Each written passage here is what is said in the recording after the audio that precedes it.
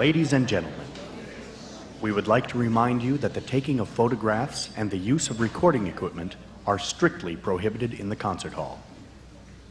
In accordance with New York City law, please turn off all electronic watches, pagers, and cellular telephones. Thank you.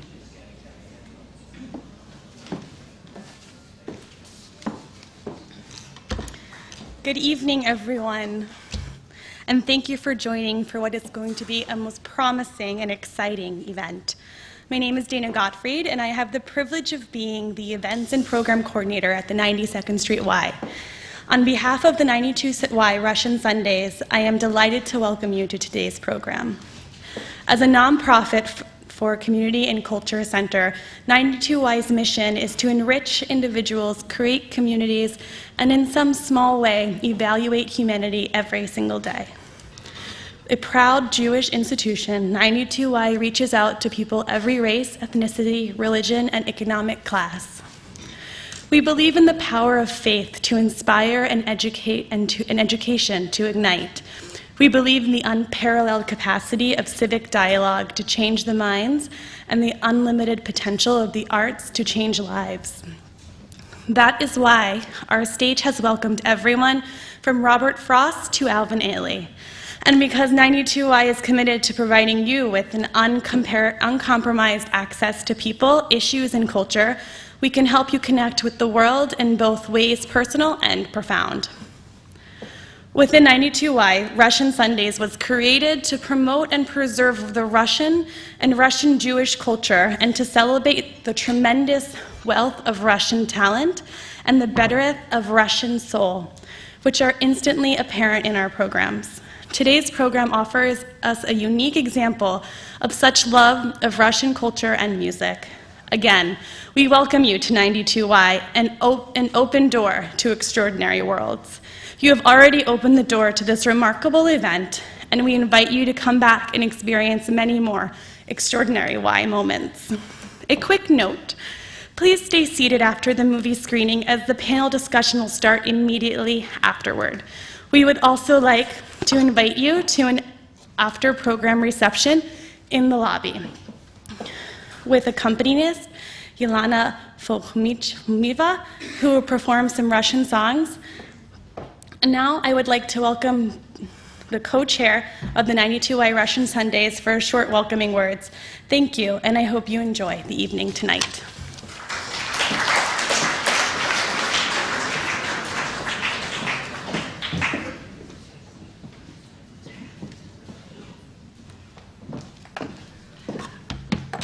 Good evening, ladies and gentlemen. My name is Regina Davidov, and I'm co-chair of the Russian Sundays at the 92nd Street Y Steering Committee.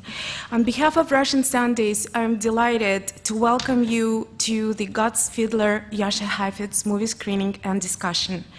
The program is opening the 5th season of exciting programs devoted to Russian arts and culture. Thank you very much for coming. Hope you enjoyed this evening and you'll come to our future programs. Thank you.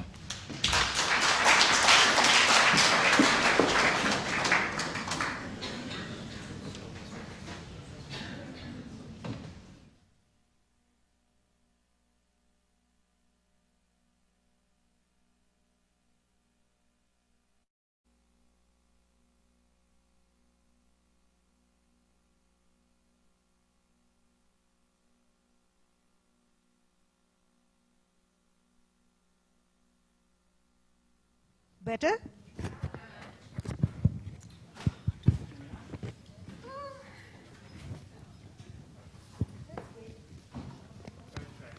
Hi.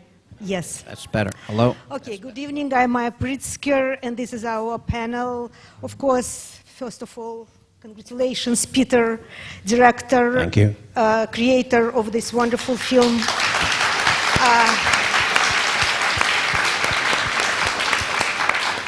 Ike August, whom you saw on screen a few times, not enough. She is a concert pianist, violinist. She was a student of Heifetz, and his accompanist and his confidant during his last years, and probably knew him better than anyone in the world in his last years. And John Maltese, next to me, who is about 2 years away from completion, I hope, his official biography with his father of Yasha Heifetz. And in the end of our discussion, we are going to invite you to this mic. I hope it will work, and you will ask your questions. And now my first question, of course, to Peter. This film made me want to know more about Heifetz and know him better. And I assume that you had an enormous amount of material, but why did you decide to do this work? Just before I answer, I wanted to, thank you for coming. You were actually the first audience to see this film. It's the world premiere here tonight. It was shown in the Colburn School in LA, where we filmed the studio shots, but that was mostly for the students and faculty there, so we're very interested in your comments and questions. And secondly, I wanted to introduce just a couple people who were helpful in making the film. Dario Sarlo is out there somewhere. Stand up, Dario, so they could talk to you later. There's Dario. He found, he was our researcher and found over 2,000 photographs of Heifetz in the Library of Congress, and a few of which were in the film. But the most important person for this film is actually in the room here tonight, and that's the person who paid for it. So I really want to thank Carol Colburn-Hogel. If you could stand up, Carol, just because this made the film possible. And if you wanted to chat with her later, I guess she's here somewhere. But, it's very hard to finance these kinds of projects these days. They cost a lot, and the arts and music are kind of at the bottom of the ladder for where the financing is. So I'm very appreciative that we had a chance to work with Carol on this, and the Colburn School, which was the grant or recipient for that. Now, what was the question again? Oh, I remember. Yes, why? I didn't think when we first talked to Carol about making this film that we could do it. I didn't think there was really a story about Heifetz because, as you saw, he was pretty much completely formed as a world-class musician by the age of probably 10 in Odessa, is that right, or even earlier? So what else was there to say, about Heifetz? As we used his quote at the end, that's all there is to say, after his Carnegie Hall debut. So I didn't think we had a story. But what changed my mind was really reading Eike's book, because and this book was called The Best Book Ever Written About a Musician by the New York Times, and I think there's some copies of it outside, aren't there, to do a plug for you. But when I read this book and I realized there was somebody we could work with who had these insights about Heifetz and had spent the last 15 years and more with him, almost every weekend of their lives together, I realized because Eike was willing to work with us on the film that we could make the documentary. So we did have a vast amount of material. We had hours and hours of these home movies of Heifetz. Every shot in there, Heifetz filmed himself in terms of the old movies. So we had all of that to work with. Dario sending thousands of scans from the Library of Congress, where he snuck a scanner in there to make copies of all this stuff for us. Even with all of that, I don't think we would have had a documentary to make if it wasn't for the insights of Eike August sitting next to me. Yeah, but I will come to Eike a little bit later. I want first to, you mentioned that Heifetz was formed as a young child already as a musician. So because of John and his father, we now have the earliest possible recordings of Heifetz when he was 11 years old. It was done in 1912 in Berlin, and you found it. And tell me, what was so extraordinary about his playing at that time, and did he change with years or not? Well, I think one of the things that you usually hear about musicians when they're very young, and then again when they're very old, you hear people say, oh, they played well for their age. And Heifetz just played like Heifetz his entire life. There was violinist Sascha Lasserson, who was a fellow pupil in Leopold Auer's class. And many, many years later, so he had an opportunity to hear Heifetz when he was a young boy. And many years later, one of his students said, "My goodness, you had a chance to hear Heifetz when he was this small boy. What did he sound like? Tell me about him." And Lasserson thought for a minute, and he said he didn't improve a bit.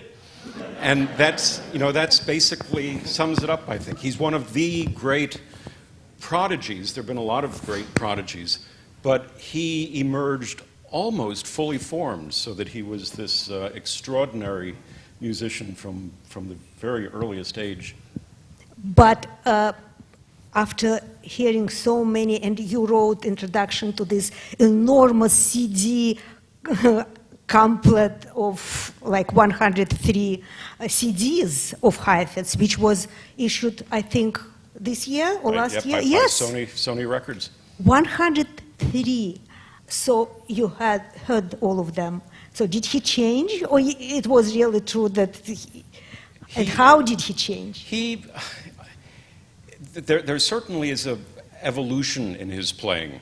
And so the very early recordings, even when he first came to the United States, were a little bit more old-fashioned, a little bit more in the slides that he refined as he got older. But he was very, very consistent throughout his life, and he made this transition from prodigy to mature artist in a way that very, very few people succeed, despite the sort of crisis that Ike talked about in the film. Yeah, and the crisis was so important for him.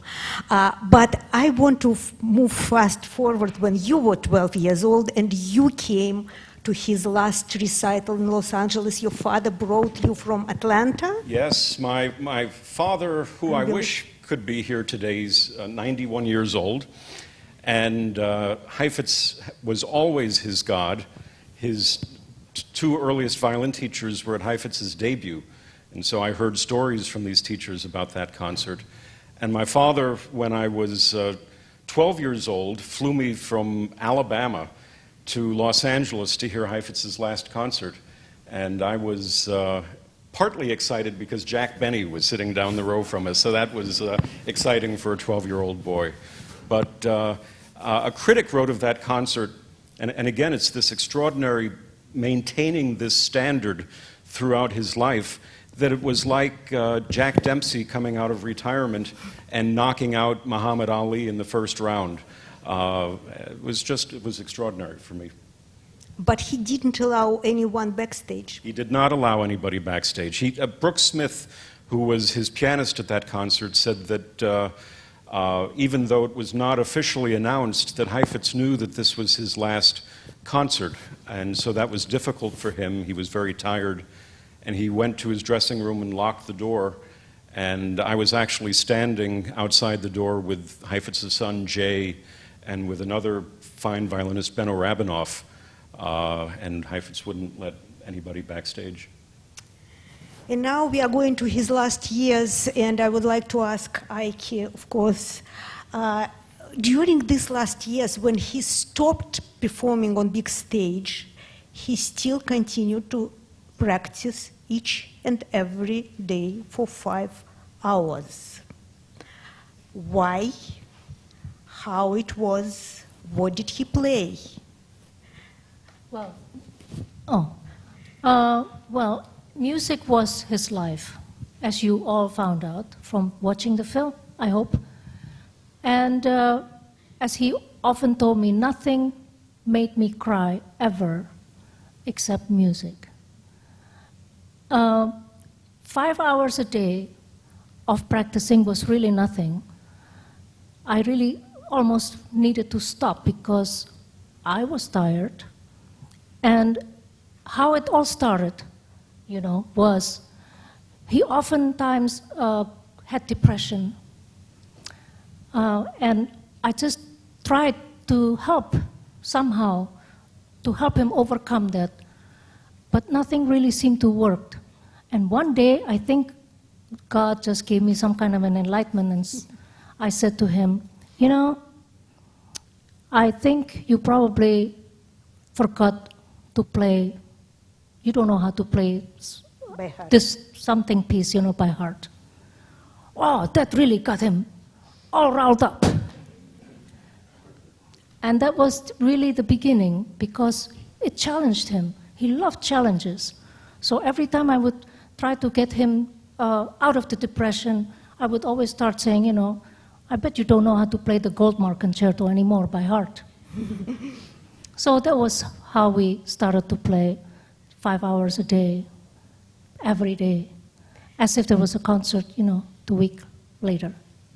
As you told me, you just did it from A to Z, just sonatas, concertos, how it was? So it was like the whole violin literature, starting with concertos from A to Z, means chronologically composers by the last name starting with A, and then sonatas all the way from A to Z, and then comes the short pieces, and then his own transcription. He wrote about 150 transcriptions, which many of them I helped finish. Mm-hmm. And partly because of this transcription and because of this work, he felt much better during his last years. Yes. When he almost stopped teaching. Yes. But not many people know that Heifetz was, in addition to being a great virtuoso violinist, he was a wonderful pianist. Tell us about that. Yes, well, when he was a small child, his two sisters were very sufficient and proficient, accomplished pianists. And he used to go, I think if I was correct, right, he would attend the sisters' piano lessons as well. But one day he told his mother, can I become a pianist? I really want to play the piano. I don't like to play the violin. And the mother said, Yashinka, that's out of the question. You already have two sisters who play piano. Enough. No, that's enough. So, but he was sneaking and practicing behind his mother's back, practicing all of the literature that his sisters were studying. He just loved the piano. The proof of it is, majority of the manuscripts, transcriptions, were taken from piano solo pieces. Which he knew very well. Which he knew very well how to play. And he demanded from his students to play piano and to play Absolutely. viola. Yes. And which he also played wonderfully. Yes. Yeah. Indeed. Yeah, and because of that, during these last years when you spent so many hours practicing and playing, so sometimes you took a violin and he was playing piano? Well, this was the time, when we just, for fun, checking out his fiddles because he had two very precious violins. So that needed to, be checked from time to time. It doesn't have to be played every day, as he would say, but okay, let's play and change roles. So he would play the piano and I would play the violin. So I was lucky. I got a chance to play on his Strad and on his Guarnerius, and his Tononi. Unbelievable. I'm still fighting with this question. I would like to ask all of you, after all these years, you knew Heifetz from different angles, studying him, studying with him, looking at him.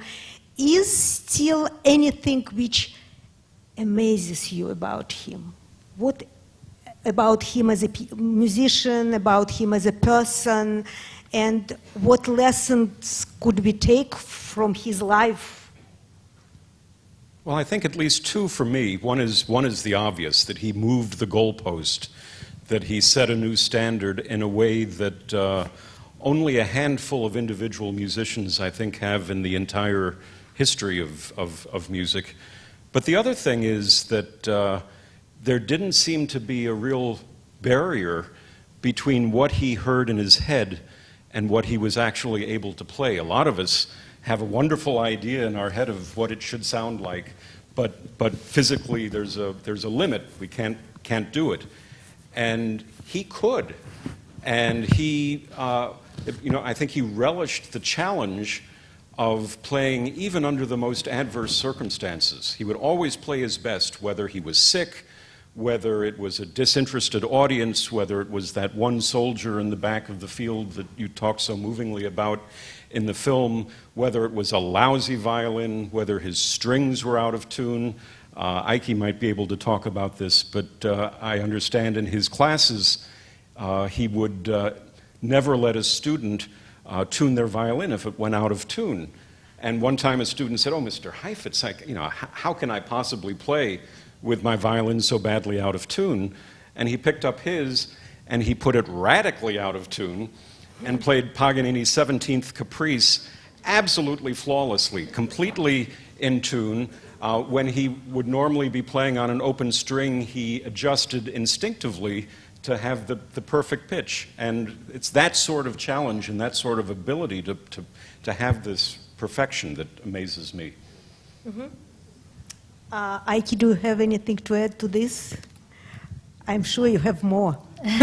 More Well, personal things. I think the most important thing is for all of us who are musicians, performers, to follow in Yasha's footsteps, and that is, he often told his students and myself, no matter how far you go as a performer, successful in whatever business, don't you ever forget where you come from.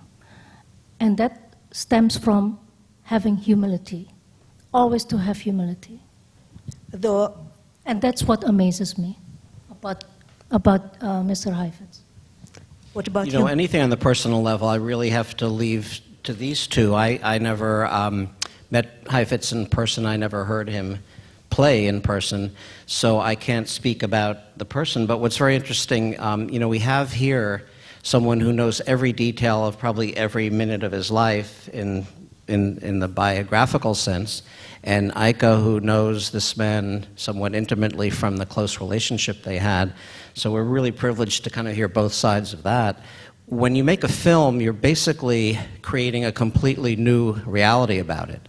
It's encouraging that Ike likes the film, because I'd be devastated if she thought this really wasn't Heifetz.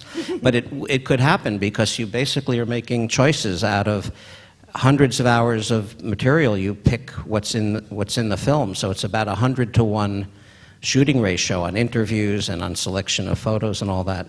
And you just sort of hope that you are not doing like a biography and a book where you have chapter after chapter in a chronological way, that it sort of takes on some other kind of dimension, because you can't do a survey of something. You really have to find, you know, the essence of the story. And I think we sort of found that when we realized how devastating that Henderson review was for Heifetz as a young man. That was sort of our turning point, where we felt we could tell a story. But on the personal level, as Ike has those instincts, and on the details of his biography, as John has that, we're kind of working in the dark on all these things, but you just try to make a good film that, you know, that tells a story.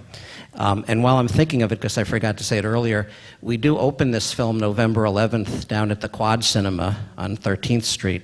So any of you, in the same way that it was difficult to get the financing, it's really difficult to get people to come out to the theater for certain documentaries like this one. So if you like the film, you know, please spread the word. November 11th it opens at the Quad. Mm-hmm. But by the way, you made it so interestingly. And after watching this movie first time, after reading a lot about Heifetz many times, I appreciate the movie even more. So the more you know about Heifetz, the more interesting to watch this film. So I think it's a big thing about it. But I want to ask Ike about a very important poem, which in some ways explains Heifetz, and Heifetz himself explained his interest in this poem. It's Rudyard Kipling, and the poem is titled If. And so I would like Ike to talk a little bit about it and his attitude to this poem and why he loved it so much. Thank you, Maya. I'm so glad that you let me say this a little bit. You know, at the time when he read that horrible review of Henderson, you know, I told you in the movie all about that, but it was such a life-saving when he found this poem, If, by Rudyard Kipling, because he was an avid reader. He loved to read all kinds of literature, Russian, English, American, and found this poem. And this was really what represented Jascha Heifetz. And it was very difficult to follow. And he tried to expose it on the people who surrounded him, unfortunately, which was also very, very difficult for us to follow, because we didn't know what the poem was all about. But one of them in particular is a stanza that says, if you can meet with triumph and disaster and treat those two impostors just the same. And that means, as a performer, Heifetz was explaining words to live by, Jascha Heifetz. Perhaps the words mean something special to me because an artist whose life is in the public eye must steer a mean course between triumph and disaster and learn to live with both. In many ways, triumph is a greater test because many a man who emerges a hero under suffering succumbs to success. So I meet triumph early, at 7 years old, and never had to face disaster until quite grown up. You see that review, Henderson. My first severe criticism was a terrible shock to me and a hard lesson. But even harder for one's artistic balance is the heady wine of continuous praise. That's why he was never satisfied with his own performances. Yes, this is what it says. Triumph and disaster go hand in hand with a career. They are the two faces of the coin, which is the currency of the world of art. Yeah. Signed J.H. You know what's amazing? He had that Kipling poem folded up in a ragged piece of paper in his pocket just about every day of his life, right? Yes. Never took it out of his pocket, or if he did take it out, it was falling apart. It was written all by hand, and when it got all worn out because of the laundry, suddenly by accident he left it in the pocket, he would rewrite it all over again.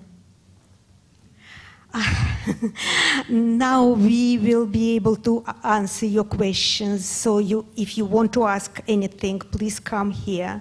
I hope it will work. Who is responsible for the mic? And please remember that after the session, we are going to have a reception, and Ms. Agus is going to play violin, and Yelena Fomichova is going to accompany her, and there will be Heifetz's transcriptions of Gershwin, whom he loved very much, and also of Rachmaninoff and Russian songs. Okay, thank you. Ms. Agus, you said at the end of the movie that his family scattered his ashes in the water. He disinherited his 3 children. He divorced his 2 wives. Who was the family that scattered the ashes? Well, I think it was a bit, we could talk until the cows come home about, children, distance between father and children. No, indeed, the children did scatter the ashes. It's very true, because I was there. And Heifetz did care for his children, because the proof of the pudding was that everything in the estate went to the children. Even though the lawyer said that, it was, Heifetz didn't leave them anything, but actually, in truth, Heifetz believed that everybody should earn what they receive. So basically, Heifetz wanted the children to fight for it.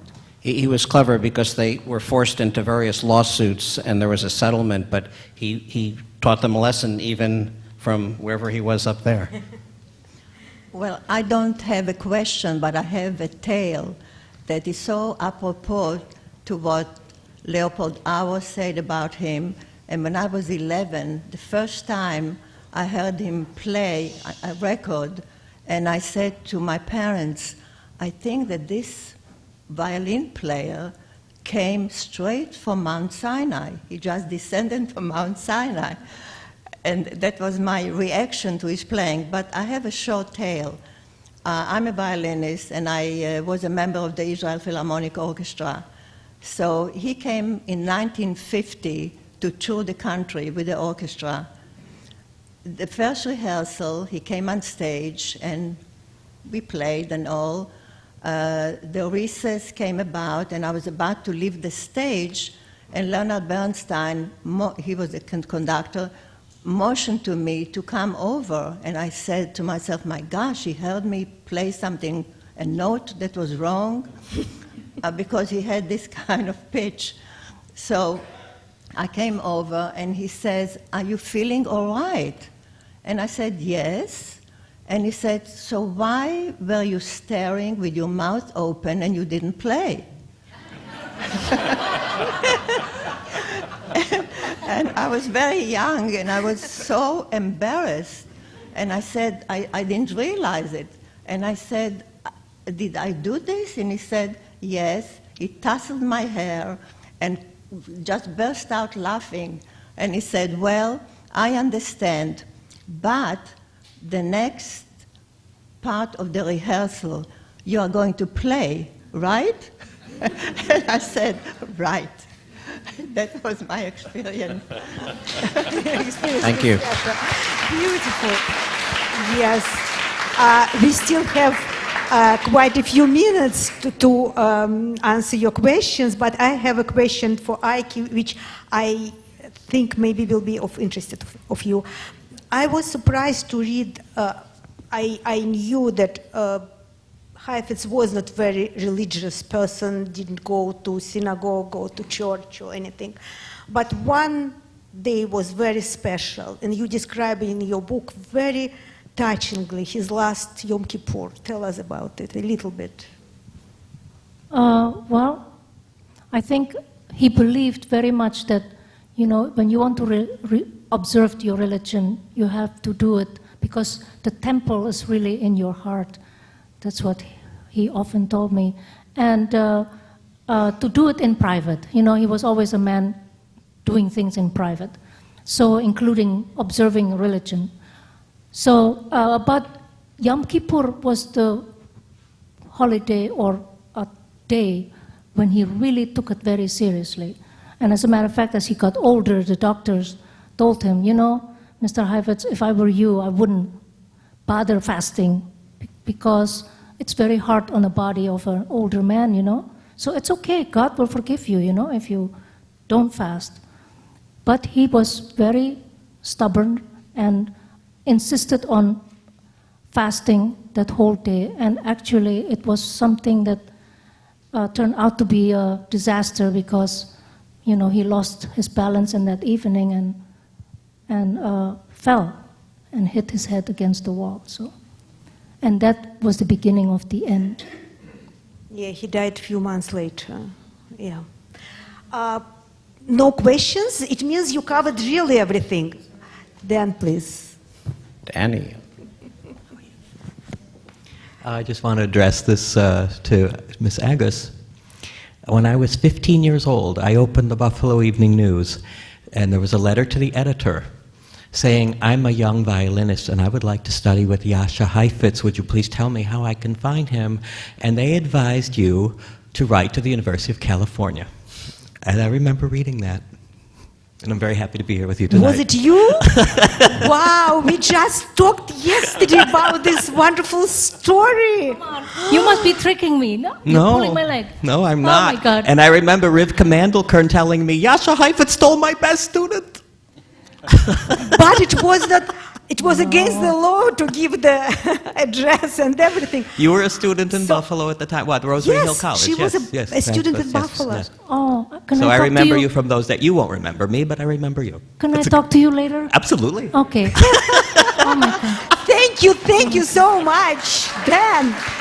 I think I should repeat the story even briefly. The reason Dan Danieli knows all about this, he was the former head of A&R at RCA in its golden years before it became BMG and then before it became Sony and before it was one of these big conglomerates that doesn't care too much about this archive except in Heifetz's case, of course. But Danny knows more about people in the music business than anyone else I've ever met here in New York. Yeah, that's right. So tell us a little bit how it happened. Yeah, you come, please.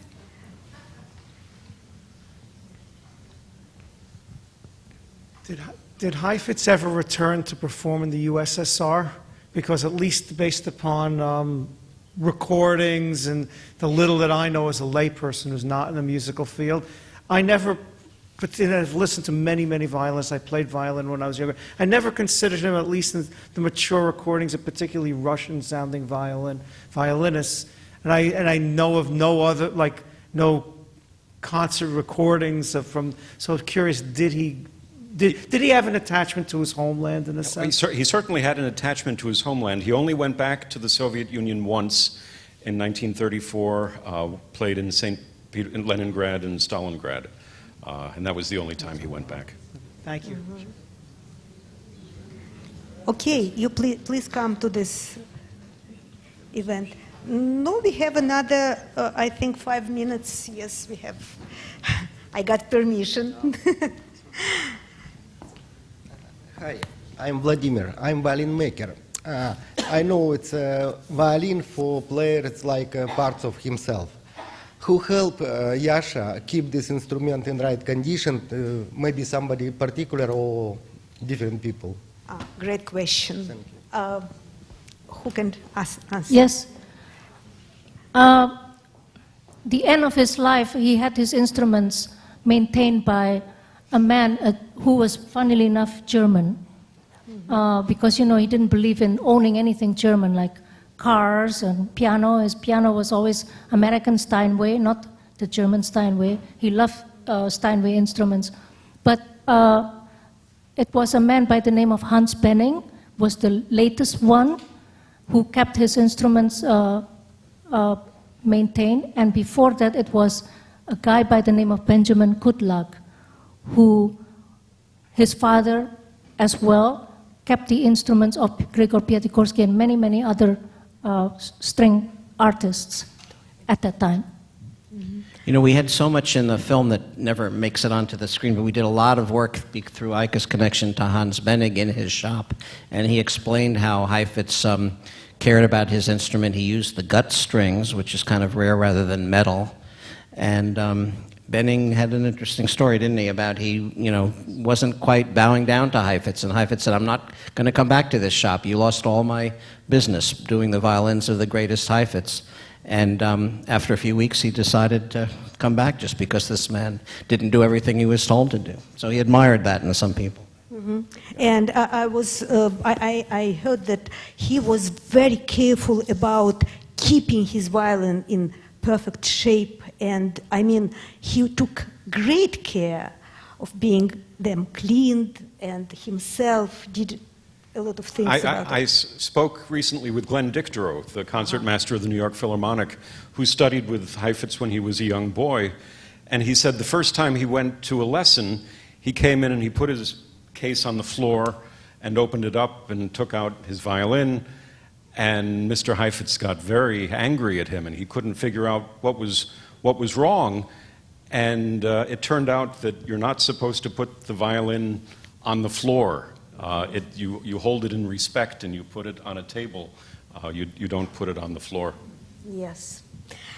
So if no one has any questions, we can now move to the reception where Eike is going to play. Could I say one more thing, Oh, Maya? absolutely. Just about God's Fiddler, I went to Lithuania, and my accompanist, Elena Fomicheva, we played some concerts there, and I had to show the film with Peter's permission, and they wanted to know why it was called God's Fiddler and all that, And so basically, I just explained that, throughout his whole entire life, he played always like God. That's all in the opinions of many, many fiddlers and other string players all over the world.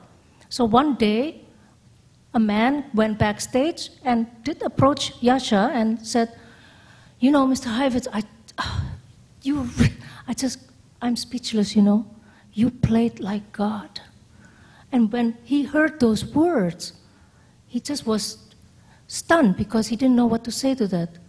Usually he didn't like to respond to anything, except this time he decided to ask this gentleman, may I ask you a question? Did you ever hear God play? Thank you, Eike. Thank you very much for coming. Tell everyone about this film.